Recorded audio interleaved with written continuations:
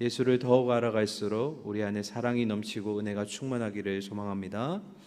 오늘 우리에게 주시는 하나님 말씀 함께 보겠습니다. 복된 시간에 주신 하나님 말씀은 베드로전서 4장 7절부터 11절까지 말씀입니다. 신약 성경 380면에 있습니다. 베드로전서 4장 7절부터 11절까지입니다. 마지막 때를 살아가는 성도의 기도라는 제목으로 말씀 나누도록 하겠습니다. 7절입니다. 만물의 마지막이 가까이 왔으니 그러므로 너희는 정신을 차리고 근신하여 기도하라.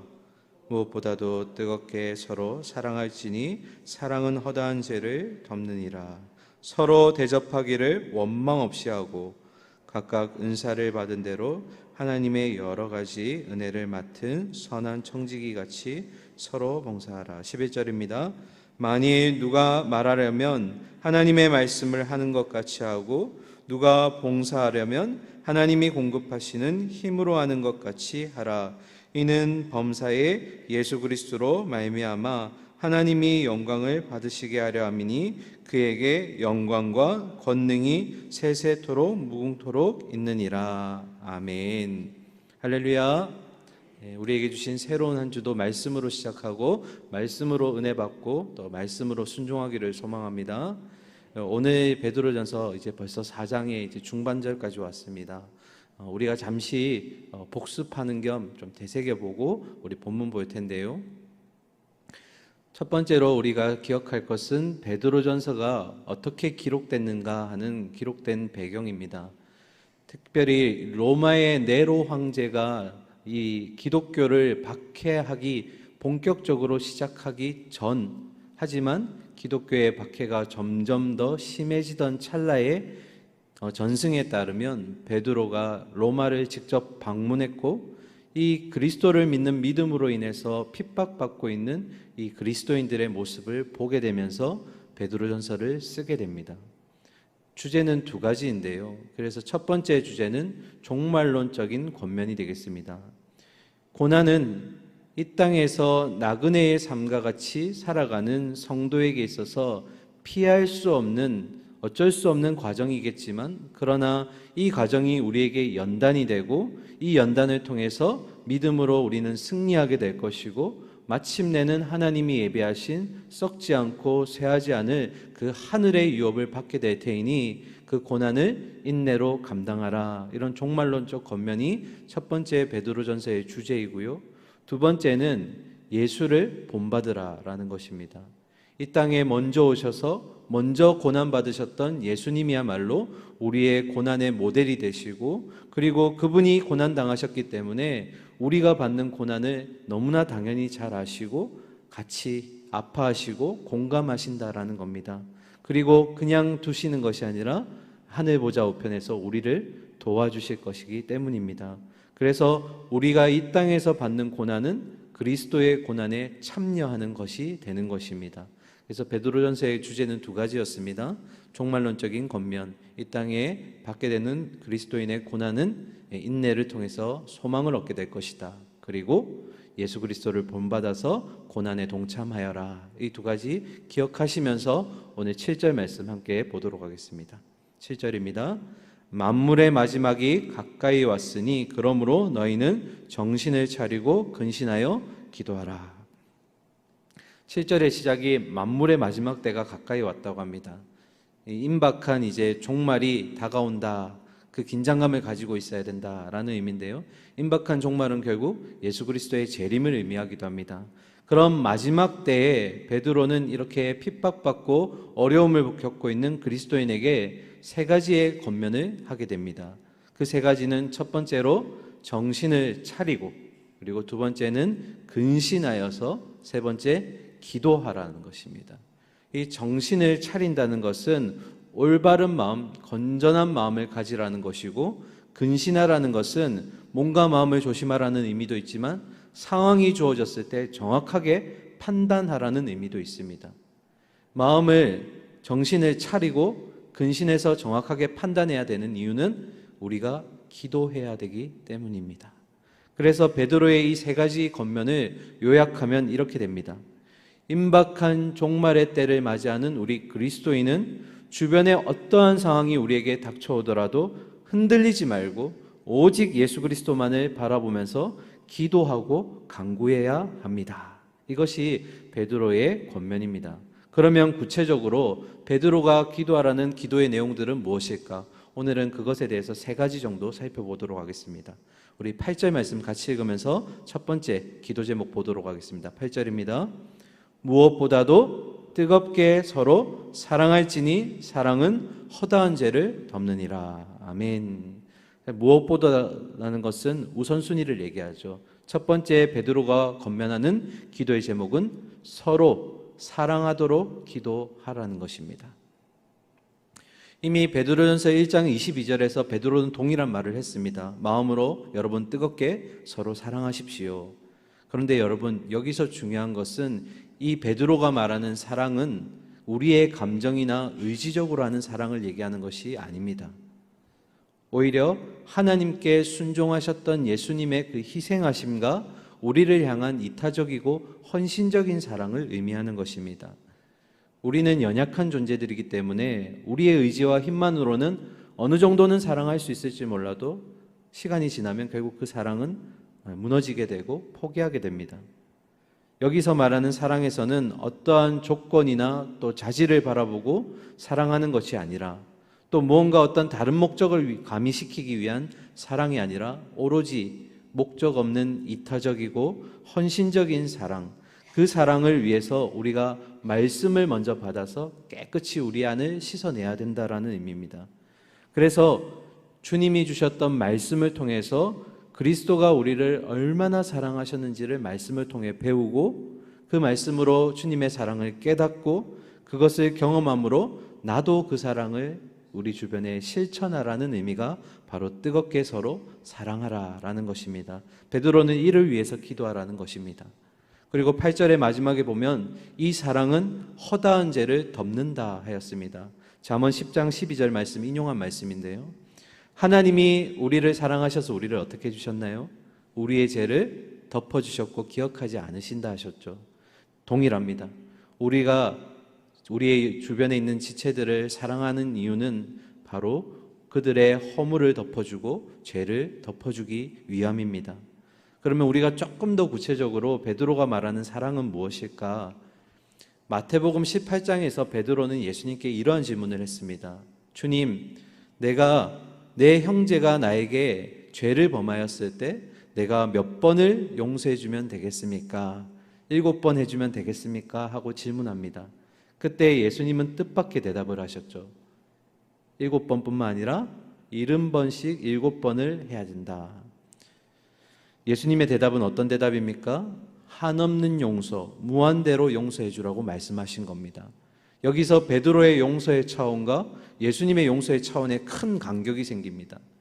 베드로가 말했던 용서의 차원은 인간의 간대함 정도를 얘기했다면 예수님이 말씀하신 이 용서는 끝없이 무한히 용서해 주라는 말인 것입니다.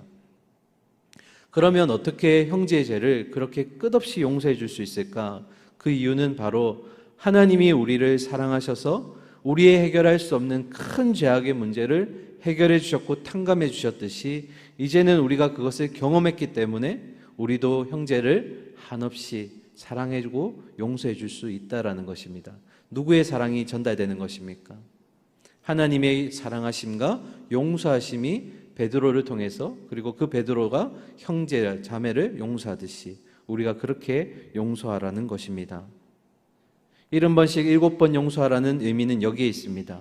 하나님께서 얼마나 은혜를 주셨고 얼마나 많은 용서를 우리에게 베푸셨는지 우리가 이미 그것을 경험했기 때문입니다. 그래서 베드로가 말하는 사랑은 첫 번째로 하나님으로부터 받은 무한한 은혜와 사랑임을 우리가 기억해야 한다는 것입니다. 우리의 의지나 우리의 감정으로 하는 사랑이 아니라 하나님께 받은 그 사랑을 형제여 자매에게 전달하는 것입니다. 하나뿐인 아들을 내어주셨고 그리고 희생으로 우리를 살리시기 위해 했던 그 하나님의 무한하신 사랑, 그 사랑을 우리가 받지 않았습니까? 그 사랑을 받은 우리라면 주변의 형제 자매의 그런 죄악에 대해서는 우리가 관대하게 용서할 수 있어야 한다라는 의미입니다. 두 번째로 베드로가 말하는 사랑은 하나님 나라의 용서의 원리를 기억하면서 나도 성도로서 그 원리를 따라 살아야 한다라는 겁니다. 때로 우리가 형제 자매가 나에게 어떤 큰 잘못을 저질렀거나 아니면 내 마음을 상하게 했을 때 용서하지 못할 때가 있습니다. 그러나 우리가 기억해야 될 것은 내가 지은 큰 죄에 대해서 주님께 우리는 용서를 구하기를 바라면서 나에게 형제 자매가 지은 작은 죄에 대해서는 용서하지 않고 무자비하게 대해서는 안 된다라는 것입니다. 하나님 나라의 용서의 원리가 뭡니까? 하나님이 나의 죄를 용서하셨듯이 그 형제 자매의 죄를 내가 덮어줄 수 있어야 한다. 그게 하나님 나라의 원리입니다. 그래서 내 힘과 내 의지로 하는 것이 아니라 하나님 나라의 원리답게 우리가 성도로서 우리 주변에 혹여라도 나의 마음을 상하게 했거나 죄를 범한 형제 자매를 용서할 수 있어야 하는 것입니다. 이것이 베드로가 말한 사랑입니다. 두 번째는 9절입니다. 9절 말씀 같이 읽겠습니다. 서로 대접하기를 원망 없이 하고. 아멘. 베드로가 말한 첫 번째 기도 제목은 서로 사랑하라는 기도 제목이었습니다. 그리고 두 번째는 서로 대접하도록 기도하라는 것입니다. 여기에 대접하다라는 의미를 속뜻을 살펴보게 되면 사랑이라는 단어와 나그네라는 단어가 들어가 있습니다. 결국 이 대접하다는 의미는 나그네에게 사랑을 베푼다라는 의미가 포함되어 있습니다. 초대교회 당시에 이 곳곳에 지방을 가게 되면 이방인들이나 여행객들이 쉴 만한 장소가 별로 없었습니다. 여관이라고 하는 곳이 거의 없었습니다. 그래서 사도나 전도자나 이 서신을 들고 가는 사람들이 중간중간 쉬어가기 위해서는 바로 성도들의 자기의 집을 내어주고 자기의 먹을 것을 내어주는 그런 헌신이 필요했다라는 것입니다. 그런데 제가 서두에도 말씀드렸지만 초대교회 당시에 성도들은 굉장히 많은 핍박과 어려움을 겪고 있었습니다. 그래서 자기의 집을 내어주고 자기의 먹을 것을 나눠준다는 것이 굉장히 많은 희생과 어려움을 포함하고 있었습니다. 그런 경제적인 어려움과 내적인 핍박 속에서도 그럼에도 그리스도인들은 사도들과 전도자들과 그리고 복음 이 서신을 전하는 자들에게 자기 집을 내어주고 먹을 것과 쉴 곳을 내어주었다라는 것입니다. 사랑하는 성도님들, 이러한 섬김의 사랑은 누구로부터 시작되는 것입니까? 바로 우리를 향한 하나님의 그런 사랑과 예수 그리스도의 섬김에서부터 시작되는 것입니다. 다시 한번 베드로는 우리에게 우리 주변에 있는 자들을 섬기고 대접하기를 기도하라는 것입니다. 이어서 10절 말씀 보겠습니다. 각각 은사를 받은 대로 하나님의 여러 가지 은혜를 맡은 선한 청지기 같이 서로 봉사하라. 베드로의 세 번째 기도 제목은 바로 우리가 받은 은사대로 서로 봉사하도록 기도하라는 것입니다. 은사가 뭡니까? 은사는 하나님이 우리에게 값없이 베풀어 주신 선물입니다. 성경에 보면 은사 중에는 예언도 있었고요, 방언도 있었고 또 수만 가지의 은사들이 있지만 여러분, 은사에 있어서 가장 중요한 것은 은사의 목적입니다. 은사의 목적은 나의 어떤 유익이나 개인의 발전 그리고 나의 신앙을 과시하는 것이 아니라 우리의 그리스도의 몸된 교회를 든든하게 세우기 위해서 사용되어져야 한다라는 것입니다. 은사는 절대로 개인의 신앙을 과시하기 위한 것이 아닙니다. 은사는 그리스도의 몸된 교회를 든든하게 세워가기 위해서 사용되어져야 합니다. 베드로는 이 특별히 은사에 대해서 그리고 섬김과 봉사에 대해서 더 구체적인 예를 들어줍니다. 11절 보실까요? 만일 누가 말하려면 하나님의 말씀을 하는 것 같이 하고 누가 봉사하려면 하나님이 공급하시는 힘으로 하는 것 같이 하라. 이는 범사의 예수 그리스도로 말미암아 하나님이 영광을 받으시게 하려 함이니 그에게 영광과 권능이 세세에 무궁하도록 있느니라. 아멘. 두 가지 은사의 예를 우리에게 보여주었습니다. 첫 번째는 말하는 은사입니다. 여기 말하는 은사에는 예언도 있고요, 가르치는 일도 있고 설교하는 이런 모습이 있습니다. 그런데 11절에 보시면 말하는 은사를 할 때는 어떻게 하라고 되어 있습니까? 마치 하나님의 말씀을 하는 것 같이 하라는 것입니다. 그 말은 어떤 의미냐면 자신의 생각이나 듣기에 좋은 내용을 전하는 것이 아니라 교회 공동체에게 주시는 하나님의 정확한 뜻을 전하라는 것입니다. 은사는 아까도 말씀드렸지만 교회 공동체를 위해 사용되어져야 됩니다. 그러기 위해서는 내 생각과 내 뜻이 가미되는 가르침이나 말하는 것이 아니라 하나님의 말씀을 전할 수 있어야 한다는 것입니다. 두 번째로 베드로는 봉사하는 은사도 언급하고 있습니다. 봉사에는 뭐가 있을까요? 가난한 자와 병든 자를 돌보는 것도 봉사고, 기부를 하는 것도 봉사가 될 수 있고, 교회 안에 일어나는 행정적인 일에 대해서 섬기는 것도 봉사가 될 수 있습니다. 베드로는 이렇게 봉사하는 은사를 어떻게 사용하라고 하냐면 하나님이 공급하시는 힘으로 하는 것 같이 해야 한다라는 것입니다. 우리의 모든 봉사와 섬김은 어디로부터 힘이 나오는 걸까요? 하나님이 주시는 힘으로 나오는 것입니다. 여러분, 우리가 늘 착각하는 것 중에 하나가 교회에서 섬길 때 내 힘과 내 열심으로 하면 정말 잘 섬길 수 있을 것처럼 생각합니다. 그러나 그것은 얼마 가지 못합니다. 왜냐하면 하나님의 영적인 일들은 하나님의 그런 말씀의 은혜와 그런 감동과 충만함이 우리 안에 들어오지 않으면 점점 더 비워지기만 한다라는 것입니다. 우리 안에 채워짐이 있어야 우리 안에 이 뜨거운 마음들이 밖으로 나갈 수 있다라는 겁니다. 우리 안에 사랑도 없고 섬기고자 하는 마음도 없고 말씀도 없는데 어떻게 내 의지와 내 뜻대로 섬기겠습니까? 그러면 우리는 금방 지치게 될 것입니다. 그래서 베드로는 뭐라고 얘기합니까? 봉사하고 섬길 때 하나님이 주시는 힘으로 섬긴다는 것을 기억하라는 것입니다. 열심히 있기 이전에 뭐가 있어라는 겁니까? 우리 안에 하나님의 은혜와 감동이, 그런 말씀이 우리 안에 있어야 한다는 겁니다. 그러면 마지막입니다. 11절 마지막에 보시면 말하는 은사와 봉사하는 은사 등등 그런 은사들은 무엇을 위해 사용되어야 합니까? 라는 마지막 질문에 베드로는 범사에 그리스도로 말미암아 하나님의 영광을 받게 하려 합니다. 결국 모든 은사의 사용은 누구 때문에 하는 겁니까? 주신 하나님께 영광을 돌리기 위한 것입니다. 절대로 나를 위한 것이 아닙니다. 개인을 위한 것이 아니라 교회와 그리고 교회를 세우신 그 하나님께 영광을 돌리기 위함입니다. 말씀을 마무리하겠습니다. 이 땅의 마지막 때를 살아가고 있는 우리입니다. 내외적으로 핍박과 어려움을 당하는 것은 베드로가 이 편지를 쓸 때나 2000년이 거의 지나가는 지금의 우리나 동일한 것 같습니다. 무엇이 진리인지 분별하기 어려운 시대가 되었습니다. 그런 조류 속에, 시대의 조류 가운데 흔들리지 마시고 오늘 베드로가 권면했던 세 가지 기도의 제목 기억하시기 바랍니다. 첫 번째는 서로 사랑하라. 두 번째는 서로 대접하라. 그리고 마지막 세 번째는 서로 받은 은사대로 섬기고 봉사하라. 이것을 위해서 베드로는 기도하라고 하였습니다. 사랑하는 우리 동부교회 성도님들, 그리스도의 몸인 우리 동부교회 가운데 이 세 가지의 모습이 나타나기를 우리가 함께 기도했으면 좋겠습니다. 내 힘과 내 의지가 아니라 하나님이 주신 사랑하심과 하나님이 주신 힘과 하나님이 주신 말씀으로 가득 채워져서 옆에 있는 지체를 하나님이 주신 사랑으로 사랑할 줄 알고, 그리고 주신 힘으로 대접하기를 섬길 줄 알고, 마지막으로 교회를 위해서 봉사하고 우리의 헌신의 자리가 있기를 소망합니다.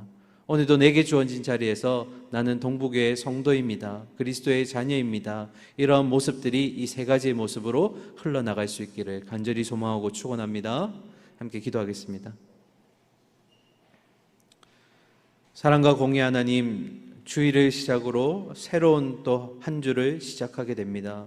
시작하는 가운데 오늘 이 새벽에 주신 베드로전서의 말씀을 통해서 우리가 베드로가 기도하라고 했던 세 가지의 기도 제목들 기억하기를 소망합니다. 하나님, 사랑하겠습니다. 하나님, 대접하기를 소홀히 하지 않겠습니다. 하나님, 내게 주신 은사와 그리고 주신 힘으로 봉사하며 섬기겠습니다. 나의 의지와 나의 힘이 아니라 하나님의 주신 그 은혜와 감동과 하나님의 사랑하심과 말씀으로 오늘 하루도 주신 것들 잘 전하는 내가 축복의 통로이고 은혜의 통로로 쓰임받기를 소망합니다. 지혜와 힘 주시는 하나님 아버지, 내 주변의 많은 지체들에게 작은 예수로서 내가 그렇게 아름다운 향기들을 흘려보낼 수 있도록 오늘도 나와 동행하여 주시고 함께하여 주시옵소서. 살아계신 예수 그리스도 이름으로 기도드립니다. 아멘.